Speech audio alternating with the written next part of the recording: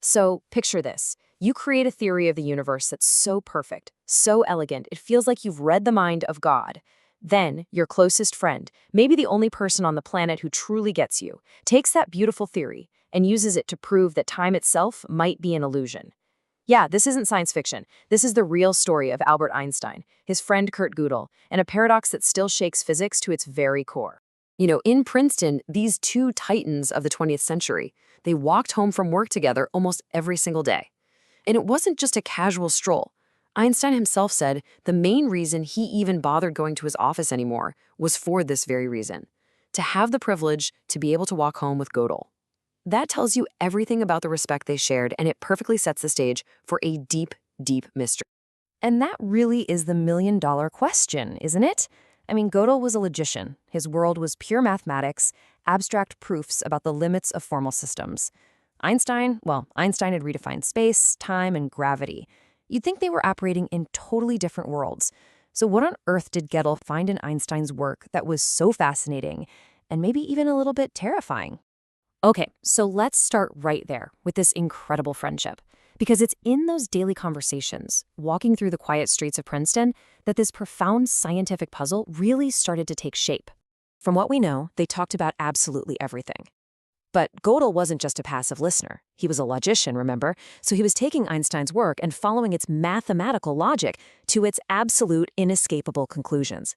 And that pure logic led him somewhere Einstein himself had never expected to go, to a kind of backdoor, a deeply unsettling loophole hidden right inside general relativity. All right, let's get into the nitty-gritty. To really feel the impact of Gödel's bombshell, you first have to appreciate the sheer beauty of the thing he was analyzing. Einstein's theory of general relativity. At its heart, Einstein's theory is just beautiful. He imagined the universe as this four-dimensional fabric, space-time. Things with mass, like stars and planets, create dips and curves in that fabric. And those curves are what we feel as gravity. It's this elegant cosmic dance between matter and the very shape of the universe. And really importantly, this cosmic dance has rules. The biggest one? Causality. The arrow of time only flies in one direction. The past causes the present causes the future. End of story.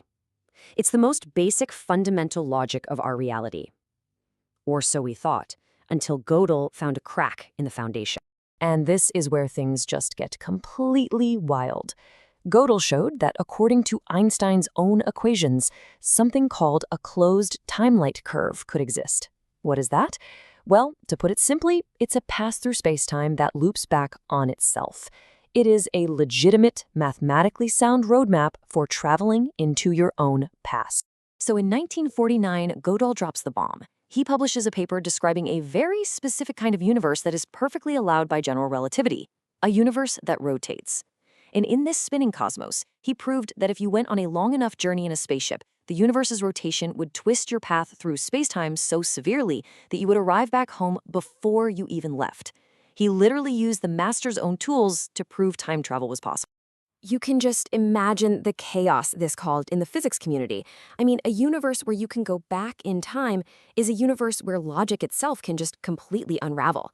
So naturally, physicists started scrambling to find a reason why this couldn't happen in our universe, some kind of cosmic failsafe to protect the timeline. And the problems are pretty famous, right? You've got the grandfather paradox. If you go back and stop your own birth, how were you ever there to do it? The whole chain of cause and effect, the bedrock of science, it just evaporates. You're left with a universe where nothing makes sense. Physics desperately needed a firewall against these time loops. Well, a pretty powerful defense came from the work of Roger Penrose and Stephen Hawking. Basically, their singularity theorems said that, under normal conditions, gravity will inevitably crush matter down into singularities, these points of infinite density where space-time just breaks. Think of the center of a black hole. And the idea was that this very breakdown acts as a kind of cosmic censor, destroying any path that might try to form a stable time loop. Hawking later bundled this whole idea into a wonderfully named proposal, the chronological protection conjecture. He basically guessed that the laws of physics themselves must conspire to prevent time travel, almost like the universe has an immune system to protect history from paradoxes. It's a really comforting thought. But, and this is a huge but, it's still just a conjecture. It's a good guess, not a proven law. To this day, nobody has been able to slam the door shut. The mathematical loophole that Gödel discovered all those years ago is still, theoretically, wide open. And that forced some thinkers to ask a much, much weirder question. What if the failsafe isn't in space-time at all? What if it's in us? Okay, so brace yourselves, because this is where we take a turn into the truly strange. What if the whole problem isn't with the universe, but with our core assumption that there's one single, objective reality out there that we're all a part of? This is a pretty mind-bending idea, one that Gödel himself actually considered. What if our experience of time, this constant forward-moving river, what if that's not a fundamental property of the universe? What if it's an emergent property of our consciousness, something our brains create to process information? So let's compare these two views. On the left, you've got the standard idea from quantum mechanics. You measure something, and the fuzzy cloud of possibilities collapses into one single reality for everybody, everywhere, instantly. But on the right, you've got a newer, more speculative idea from theories like observer recursion theory. It says an observer doesn't collapse the universe. They stabilize one personal frame of reality for themselves out of an infinite sea of possibilities. So in this kind of view, reality isn't one big movie we're all watching together. It's more like a multiplayer video game where each player is rendering their own local version of the world. And here's why that crazy idea is so compelling. It might just solve the grandfather paradox. If your timeline is fundamentally your timeline, you can't go back and change a universal past that affects everyone. You could only ever interact with your own personal past, which, by definition, already happened in a way that led to you. The paradox just dissolves. So, where does all of this leave us?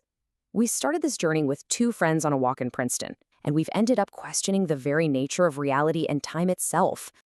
This timeline really sums up the whole journey perfectly. We started in 1915 with the beautiful certainty of Einstein's clockwork universe. Then, boom, 1949, Gödel throws a logical wrench in the gears.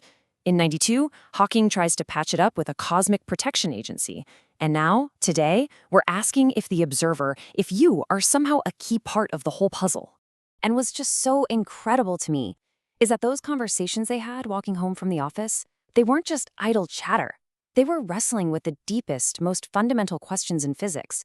And those exact same questions are still at the bleeding edge of what scientists are working on today. So in the end, Gödel's paradox leaves us staring at this one enormous question. Is the universe a fixed block, a story that's already been written from beginning to end, where time loops might just be weird features of the landscape? Or is it a story that we are actively helping to write moment by moment, where our very act of observing creates the one-way flow of time and prevents the paradoxes from ever happening?